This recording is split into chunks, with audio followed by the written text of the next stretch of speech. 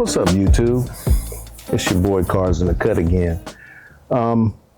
We worked on the Jaguar the other day, and I had an interesting comment that people don't really talk about this subject that goes on with these cars. A lot of people don't discuss these things. I don't know why, but today I'm giving you guys a little walk around of my Jag. This 2004 Jaguar XJR. Of course, I keep emphasizing the Supercharged. It's a car that they only made a certain amount of them, and the fact that I got one. And I'll give you a little history on this car. I bought this car sight unseen. Bought it from a guy about 80 miles away from home. I was going out in that direction, and I said, "Hey, how much would you take for it?" And he said he had somebody coming to look. And I said, "Look, if they don't show up as I come back home, I'm going to stop by, and I got cash." He says, "Well, it doesn't start. It ran, as they always say, it ran when parked." Common saying that people say these days, trying to sell something. But, I went over there, looked at it, and I just wanted the car because it was supercharged, because little extra. I got an S-Type R as well. That's a different subject. But so I like the fact it was a Jaguar, and the fact that it was black on the inside. The seats wasn't ripped up. It had navigation, which was very hard for me to come by, because I searched and I probably found 3 of them that I was interested in, and they didn't have navigation. This one had navigation in it. It had 147,000 miles on it. And also the fact that it didn't have any body damage. Now I'm gonna give you guys a walkthrough.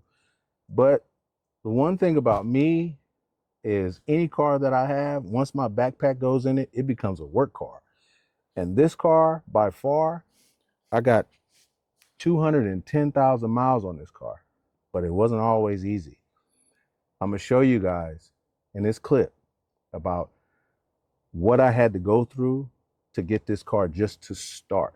And it was not anything that I fixed. I mean, I had the mechatronics unit rebuilt by a company in San Diego that specializes in that.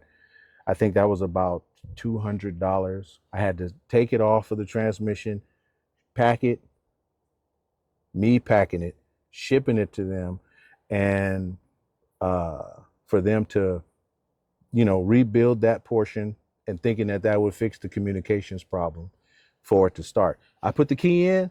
I could sit here all day, play the radio. I could change CDs. I could play R. Kelly. I could play R. Kelly. Sunroof worked. Headlights turned on. Everything worked in the car, except it would not start. I would not get a red light on the J gate to say that it was in park. I could put it in neutral. I could do everything. So I'm gonna show you a clip of what the problem was. Now, one thing that I will say about this Jaguar is all aluminum, meaning the body panels, the frame, everything is aluminum. So I started with the ground. It wasn't the ground. I got a wire brush. I filed down the grounds. There's 3 grounds on the car. There's one near the headlights. There's one underneath, and also the one for the battery in the trunk. I took both ECUs, meaning the ECU, the engine control module, and the BCU, the body control module, which controls all the extra functions on the car. I sent both of those to a company in Florida to test them. They called me up and says, "Hey, there's nothing wrong with these modules, so we're going to ship them back, and we're just going to charge you for our fee to check them." We didn't have to fix anything. I looked up. They were honest. They didn't say that there was anything wrong. They were honest. Outside of that, the one time that I did take this car, it sat up for about a year. It sat in this parking spot next to my house for about a year. And then after it sat there, I had it on jack stands. I removed everything, had everything tested, And then I decided, you know what, I'm not going to put no more time into this car. And when I decided to not put no more time in the car, I said, you know what, I need to get this car back on the road because I can enjoy this car. I haven't enjoyed it yet at this time. Fast forward, I took it to Fred. You're going to hear Fred talk, and you won't see him. So you'll hear Fred discussing what was wrong with this car. It took him literally about 6-7 hours to figure out what was wrong with this car. It was something that you guys would say is very simple. However, like I said, I checked the ECU, I checked the BCU. I had the mechatronics unit rebuilt. I had testers. I checked the grounds. I literally checked fuses. I checked relays. I checked everything in this car. You'll see what it was in this clip. So finally we found a problem in this Jag. Well, the center console, the owner took it apart because he replaced the shifter or the J gate. And what the problem is that there's no communication to none of the computers. So not to the ABS, not to the engine control module, like nothing. So basically we had to check the CAN network wiring, but sometimes it feels like you can see this is the engine control module connector, this is the one for the ABS, because sometimes it's not just an open circuit, it could be short to ground or to power. So it's best to disconnect all the computers. So basically, so the wires are not attached to anything. So after checking everything, well, we were just following our wiring diagrams. This one's right here. So based on this, well, this is all the computers. Let's see what we got here. So basically, this is where you connect the scanner, these two lines right here. And then we got communication to the instrument cluster. So that's the only one. Then no communication to this one, to this one, to this one. So, well, one of the problems, well, we'll see. So we didn't have communication to these ones. Dynamic stability control, that is the ABS, the yaw rate sensor, transmission or engine control module. So no communication to that. And the J gate, it wouldn't illuminate because the transmission controls this one. So it was tricky. So we started to check continuity from these pins to this one, and then from this one to this one. So what we found,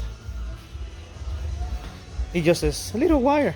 It's just a stupid little wire right here. Just let me see if you can see it there. This one right here. This is a CAN network wire. You can see that one there, the green one. That's part of the CAN as well. So we're gonna connect that one, and hopefully we get communication to this one. That's good news, I suppose. What a mess. So guys, what I'm trying to say is, don't be ashamed to ask for help. Don't be ashamed to reach out to somebody for help. But exhaust all avenues. God gave you 3 things to work with: your mind and your 2 hands. Those 3 things are very, very powerful. When you put those 3 things together, there's nothing that you can't do. However, I did not check those areas because I did not think that was an issue. I didn't think it was a problem. Who would have thought that what Fred came up with and what he found was that issue? So with that being said, sometimes I had to take a break. I had to rethink. I checked on forums. I asked people. You ask people, sometimes they're not interested, or they'll just say, oh, I'll charge you this much to diagnose it. They just want your money. So that is one reason why I work on my cars myself. Number one, it's on my time. If my brakes are bad, I get out here and change them. 9 o'clock at night, 8 o'clock in the morning. I can get out and change them myself. I don't have to have it towed or take it somewhere, and then I'm at the mercy of the mechanic. I need an oil change. I just get under here and do it. I need in the first initial stages, buying ramps, jack stands, a jack. But in the long run, you start saving money and then you learn your car. As I tell people all the time, wrench every day, learn something new, use what God gave you, because that's what they're doing. But the only thing extra that they're getting is your earned money. Nothing against mechanics, nothing against indie shops. But what I will say is when you have good people on your side, stick with them. I'm gonna give you guys a walk around of the car. I got some stuff in the back for work. I can't show you guys, but I'm gonna show you guys the interior. It is what it is. That wood on there. I got a friend that is in love with all the wood in this car. I mean, yeah, I need to get that steering wheel be done. However, let me show you guys this. When I say I got this many miles on my car, I got that many miles on my car. See if that'll focus in on that. 210 and 973. And yeah, everything works.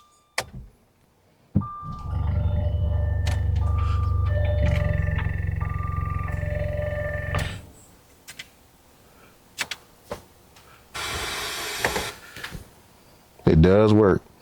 But I mean, just that alone, I haven't done any upgrades to this car, guys. However, I do try to keep it clean. I need to do the leather again. However, it, you know, there's one thing about this I love, that electric glove box. But it's clean for me with what I paid for it. I don't have no lights on the dash either, except for a bulb. That red light is because of the doors open, electric parking brake off, and my seatbelt. As we did the PCV valve the other day, I mean, it runs. So once again, wrench on your cars every day, people. Learn something new. If you don't know, I will say this. You can go to the junkyard and learn, because at the junkyard, if you break something, you ain't gotta fix it.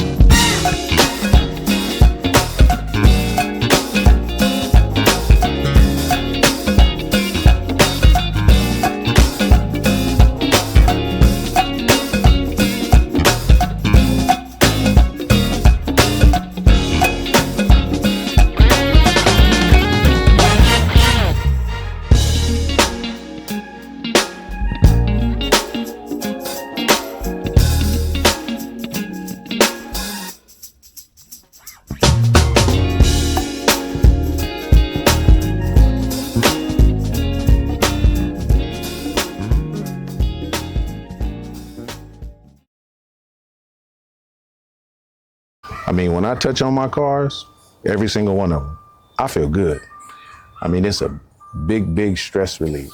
I mean, yeah, I have kids, I have a family, but sitting down talking to them. But when I break away, I break away from them.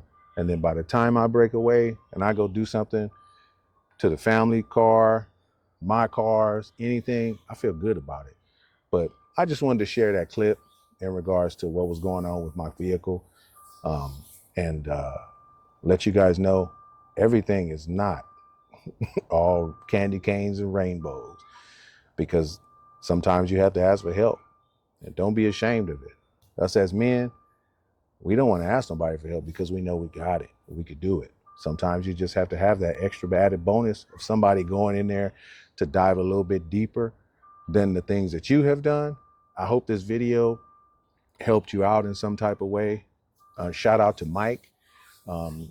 He put in the comments, you know, you stumbled across that video and had the same issue with the smoke coming out the back. I mean, y'all, I cranked the car up. Man, it was like I was selling barbecue out of the back of the trunk. Every single time I cranked it up. In the first cold start, if I sat for a minute, I crank it up again. It was like I had ribs, chicken, steaks, burgers, dogs, all of that in the back. I mean, it would be a big puff of smoke to where my neighbors would be like, hey, Cliff, you know, something going on with your car. I'm like, yeah, I know. I got to fix it. I need time. But with that being said, I hope this video helps somebody out. And if it does, give me a shout out. Give me a like. Give me a comment. Subscribe to my channel. Hey, that's the best thing you can do. It's easy. 3 little things that you can do with one thing that God gave you, which is your hand. This Cars in the Cut signing out. Hope I helped somebody. Thank you.